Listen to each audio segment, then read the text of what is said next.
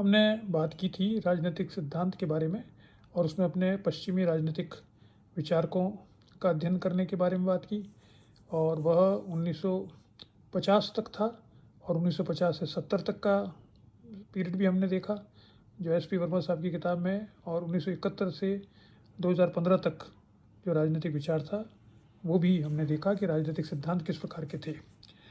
अब आगे चलते हैं हम लोग। वो है कि राजनीतिक सिद्धांत में अवधारणाओं का भी महत्व है, क्योंकि जब तक हम अवधारणाओं का अध्ययन नहीं करेंगे हम राजनीतिक सिद्धांत के बारे में यह नहीं कह सकते कि हमने पूरा अध्ययन कर लिया है। अवधारणाएं समय समय के अनुसार परिवर्तित होती रहती है। ये अवधारणाएं वही है जो कि 2000 वर्षों से हमारे काम में आ रही है। कुछ प्रत्यक्ष रूप से काम में आ रही, कुछ अप्रत्यक्ष रूप से काम में आ रही, लेकिन इनकी परिभाषा, इनका संदर्भ, इनकी व्याख्याएं समय के साथ साथ परिवर्तित होती रही है। हिंदी भाषा में इस नवीनतम जानकारी इन अवधारणाओं के बारे में और 2-3 जो वाद आजकल सबसे महत्वपूर्ण हैं उनके बारे में जो पुस्तक मेरे लिहाज से सबसे अच्छी इस समय मार्केट में है वो है राजीव भार्गव अशोक आचार्य की राजनीति सिद्धांत। ये अंग्रेजी में भी है और इसका हिंदी अनुवाद भी कमल नयन चौबे ने किया है, जो खुद एक बहुत अच्छे पॉलिटिकल थियरिस्ट हैं। उन्होंने जॉन रॉल्स की थियरी ऑफ जस्टिस का भी हिंदी अनुवाद किया है, वो भी अगर आपको मिले तो देख सकते हैं। मैंने तो नहीं देखा है, लेकिन वो भी एक कमल नयन चौबे एक अच्छे अनुवाद करता है। तो इस पुस्तक में पियर्सन से छपी है। पियर्सन से आप जानते हैं कि बहुत ही अच्छी किताबें छपती है, टेक्स्ट बुक्स। विषय सूची में पहले तो वही है जो हमेशा होता है, राजनीतिक सिद्धांत क्या है। इसमें राजीव भार्गव ने थोड़ा सा और विस्तार से इसको बताया है कि इसकी आवश्यकता क्यों है और इसमें कौन कौन सी हमें राजनीतिक सिद्धांत की आवश्यकता क्यों है, राजनीतिक सिद्धांत क्या होता है। इस पर काफ़ी विस्तार से उसने अलग अलग तर्कों के आधार पर इसको बताने का प्रयास किया है, क्योंकि राजीव भार्गव स्वयं पॉलिटिकल थियरिस्ट है और उनका सेक्युलरिज्म पर बहुत अच्छा काम है। उसके बाद में अवधारणाएं आती, जो सबसे महत्वपूर्ण भाग है इस पुस्तक का। और मेरा मानना है कि अगर आप सिर्फ अवधारणाओं वाला भाग ही पढ़ लें और देख लें तो आपको इन अवधारणाओं के बारे में नवीनतम सूचनाएं आपको मिल सकेगी। इसमें पहला है स्वतंत्रता, दूसरा है समानता, तीसरी है न्याय, जिसमें जॉन रॉल्स और रॉल्स के अलावा अमर्त्य सेन और नारीवादी दृष्टिकोण और समुदायवादी दृष्टिकोण को भी इसमें सम्मिलित किया गया है। फिर है अधिकार, फिर है लोकतंत्र। लोकतंत्र में मैंने बताया था कि मेरी पुस्तक में केवल विमर्शी लोकतंत्र था, यहाँ पर दूसरी प्रकार के लोकतंत्र की बात भी की गई है, तो इसलिए इसको पढ़ना बहुत आवश्यक है। इसके अलावा है नागरिकता। नागरिकता में टी.एच. मार्शल को मेरी पुस्तक में भी काफ़ी विस्तार से दिया गया है, इसमें भी काफ़ी अच्छे तरीके से समझाया गया है। और इसमें महत्वपूर्ण यह है कि जो नागरिकता का बदलता स्वरूप है, विशेष रूप से बहुसंस्कृतिवाद और वैश्वीकरण के संदर्भ में और मानवाधिकार के संदर्भ में, वो इसमें काफ़ी अच्छा बताया गया है। फिर आता है शक्ति। शक्ति की अवधारणा हम देखते हैं कि व्यवहारवादी सिद्धांत जब था तब उसमें शक्ति की अवधारणा सामने आई थी। लास्टवेल ने इसके बारे में बात की है, मॉर्गनथाउ ने इसके बारे में बात की है। इसमें इन्होंने शक्ति की जो निवेदिता मेनन है, इसने ये चूँकि मूल रूप से एक फेमिनिस्ट है, तो इसने शक्ति की नारीवादी सिद्धांत और शक्ति का जो लेटेस्ट इंटरप्रिटेशन है फूको का, मिशेल फूको का, वो भी इसमें इन्होंने बताया, जो सामान्यतः कहीं पर नहीं मिलता है। तो उस लिहाज से शक्ति की परंपरागत बातें तो आपको मिल जाएगी, वो तो जो परंपरागत टेक्स्ट बुक होते हैं उसमें आपको मिल सकती है, लेकिन ये जो नवीनतम जानकारी आपको चाहिए वो सिर्फ इस पुस्तक में उपलब्ध है। इसके अलावा प्रभुसत्ता या संप्रभुता जिसे हम कहते हैं, उसके बारे में भी इसमें लिखा गया है। और इसमें महत्वपूर्ण है कि जो आज के संदर्भ में संप्रभुता या प्रभुसत्ता कुछ भी कहें उसको, वो अवधारणा कितनी महत्वपूर्ण है राजनीति को समझने के लिए, इस पर काफ़ी अच्छा वक्तव्य इन्होंने दिया है। फिर राजनीति का जो मूलभूत एक तत्व है वो है राज्य।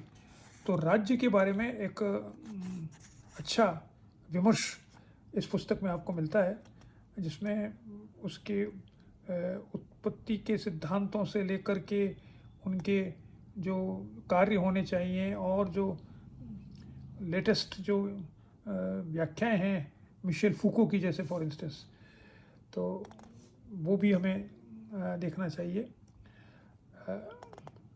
ये अधिकतर जो लिखने वाले हैं वो सब दिल्ली विश्वविद्यालय के प्राध्यापक हैं, और दिल्ली विश्वविद्यालय में जो मूल जो जो सिद्धांत करता है वो यूरोप से बहुत प्रभावित है, यूरोपियन थॉट से, जिसमें मिशेल फूको, इसलिए बार बार इसमें मिशेल फूको का जिक्र आएगा आपके इसमें। उसके बाद एक अध्याय है नागरिक समाज पर, जिसमें नागरिक समाज के बारे में मेरी पुस्तक में तो केवल एक छोटा सा इंट्रोडक्शन था, इसमें एक पूरा चैप्टर इसमें दिया गया है और उसको हमको पढ़ना चाहिए। विशेष रूप से जो उत्तर औपनिवेशिक समाज हैं उसमें नागरिक समाज की क्या स्थिति है, वो बहुत महत्वपूर्ण है, क्यों भारत में हम जब नागरिक समाज की बात करते हैं तो वो उसी संदर्भ में बात की जाती है। इसके अलावा संपत्ति के बारे में भी बात की गई है। अब संपत्ति तो अब हमारे भारत में तो एक संवैधानिक अधिकार नहीं रहा है, इसलिए ये वहाँ शायद दिल्ली यूनिवर्सिटी के कोर्स में होगा, इसलिए इस पर लिखा गया है।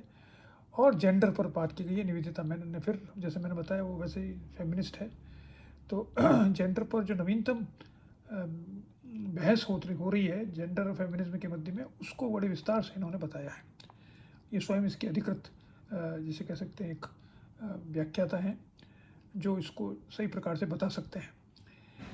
तीसरा भाग है विचारधाराओं का। इसमें उदारवाद अशोक आचार्य का लिखा हुआ है। इसमें समकालीन उदारवाद, उदारवाद की बुनियाद, उदारवाद का संक्षिप्त इतिहास भी दिया गया है और विचार विमर्श भी है थोड़ा बहुत, पर मुझे नहीं लगता कि इसमें कोई उदारवाद की आलोचना भी इसमें की गई होगी। नेक्स्ट है समाजवाद। समाजवाद, हालांकि अब समाजवाद के नाम बहुत कम लोग लेते हैं, लेकिन समाजवाद एक राजनीतिक सिद्धांत के रूप में तो बहुत महत्वपूर्ण उसका योगदान रहा है, और बहुत पूरा किसी समय में आधा विश्व समाजवाद के नाम पर अपनी सरकार को चला रहा था, तो समाजवाद को समझना बहुत आवश्यक है। मूलतः समाजवाद को जो परिभाषित ये लोग करते हैं, जो समाजवाद के पक्षधर हैं, वो करते हैं समाजवाद असमानता को समाप्त करने वाला वाद है। अब ये बड़ा ही कंट्रोवर्शियल है, क्योंकि ये कहा तो सही जाता है लेकिन अभी तक इम्प्लीमेंट नहीं हुआ है कहीं।